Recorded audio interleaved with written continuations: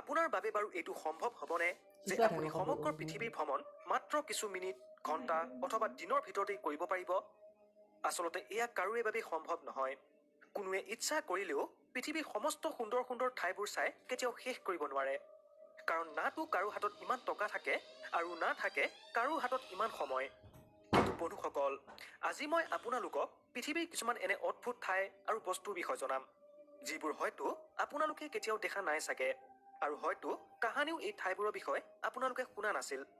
গতিকে এই অপূৰ্ব সুন্দৰ ঠাইসমূহ চাবলৈ আৰু ইয়াৰ বিষয়ে জানিবলৈ ভিডিঅ'টো শেষলৈকে চাওক। লগতে আমাৰ চেনেলটিক ছাবস্ক্ৰাইব কৰি কাষতে থকা বেল বটনটো প্ৰেছ কৰি ল'ব। তেন্তে আহক ভিডিঅ'টো আৰম্ভ কৰোঁ। Number 1, aids of rain hailstorm.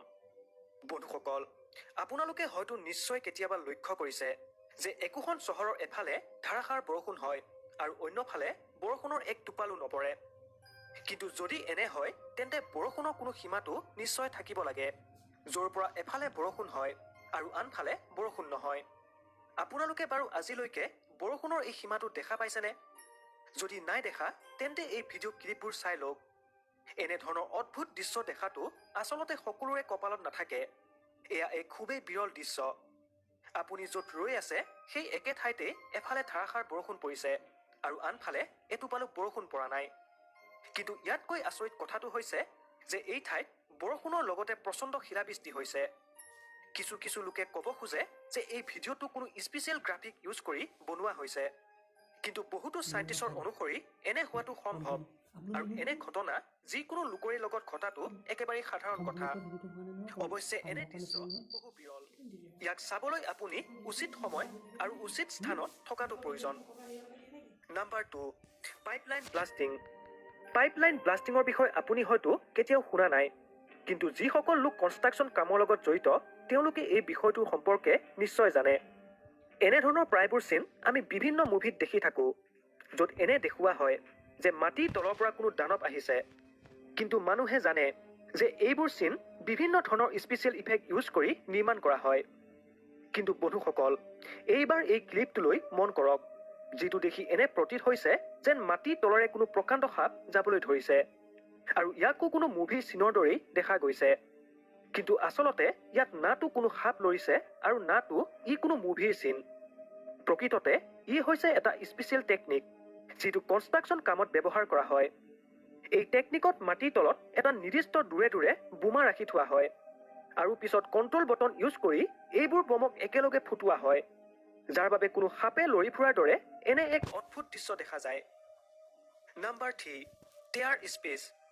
বন্ধুসকল, আমি সকলোৱে মহাকাশলৈ যাব নিশ্চয় হেঁপাহ কৰোঁ, আৰু তাত মানুহে কিদৰে জীৱন যাপন কৰে সেইটো জনাৰ কৌতূহল আমাৰ সকলোৰে মাজত থাকে। আপোনালোক সকলোৱে নিশ্চয় জানে যে স্পেচত সকলো বস্তু উপঙি ফুৰে।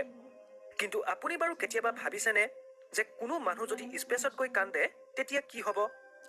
বন্ধুসকল, চকুৰ পানীটো নহয়, কিন্তু এই লোকজনে খোৱাৰ পানী নিজৰ চকুৰ ওপৰত ঢলাৰ পিছত কি হয় সেয়া এবাৰ চাই লওক।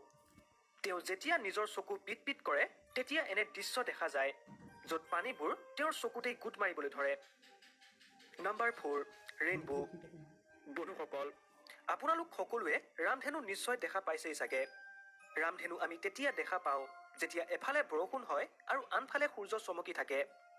কিন্তু বন্ধুসকল, এয়া ৰামধেনুৰ বাস্তৱ আকাৰ নহয়, বৰং ৰামধেনুৰ প্ৰকৃত আকৃতি হৈছে এইটো, যিটোক আজিলৈকে প্ৰায় 90% লোকেই দেখা নাই। আমি যি ৰামধেনু আকাশত দেখা পাওঁ সেয়া হৈছে অৰ্ধ ৰামধেনু। ইয়াৰ প্ৰকৃত গোলাকাৰ আকৃতি চাবলৈ আমি হয়তো আকাশলৈ যাব লাগিব, নাইবা কোনো বিমানত উঠিব লাগিব। সেইবাবেই এনে এক বিৰল আৰু সুন্দৰ দৃশ্য কেৱল ভাগ্যৱান লোকেহে দেখা পায়। Number 5, Brazilian caterpillar. বন্ধুসকল, এইটো এটা এনে পোক যাৰ নিজৰ কোনো ৰং নাই। এইটো এটা ট্ৰেন্সপাৰেণ্ট পোক। ইয়াৰ শৰীৰৰ ভিতৰত থকা প্ৰতিটো অংগকেই একেবাৰে পৰিষ্কাৰভাৱে দেখা পোৱা যায়। আনকি ইয়াৰ হাওঁফাওঁৰ কাৰ্যপ্ৰণালীও সহজতেই দেখা পোৱা যায়। এই পোকটো যিটো পাতৰ ওপৰত থাকে তাৰ ৰঙো সেই পাতটোৰ দৰেই হৈ যায়।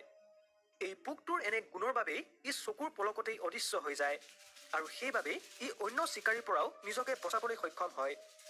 এই পোকটো প্ৰকৃতিৰ এক অনন্য সৃষ্টি, যাৰ বিষয়ে আপোনালোকে আজিলৈকে হয়তো কেতিয়াও শুনা নাই চাগে।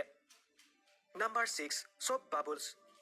বন্ধুসকল, আপোনালোকে বাৰু কেতিয়াবা ইয়াৰ বিষয়ে শুনিছেনে নাইবা ইয়াক কেতিয়াবা ক'ৰবাত দেখিছেনে যদি নাই দেখা তেন্তে ইয়াক এবাৰ চাই লওক আৰু প্ৰকৃতি এক অদ্ভুত সুন্দৰ দৃশ্য উপভোগ কৰক আপুনি যদি এনে কোনো ঠাইত থাকে যাৰ তাপমাত্ৰা সকলো সময়তেই মাইনাছ থাকে আৰু সকলো সময়তেই বৰফ পৰি থাকে তেতিয়াহ'লে আপুনি এই তুষাৰ বৃষ্টিৰ সময়ত বাবুল তৈয়াৰ কৰি চাব যেতিয়া আপুনি ইয়াক তৈয়াৰ কৰিব তেতিয়া আপুনি দেখিবলৈ পাব যে পানীৰ বাবুলটো লাহে লাহে বৰফৰ বাবুললৈ পৰিণত হৈ গৈছে যিটো দেখিবলৈ বহু সুন্দৰ লাগে আপুনি এই সমস্ত প্ৰক্ৰিয়াটো এই ভিডিঅ'টোতেই চাই লওক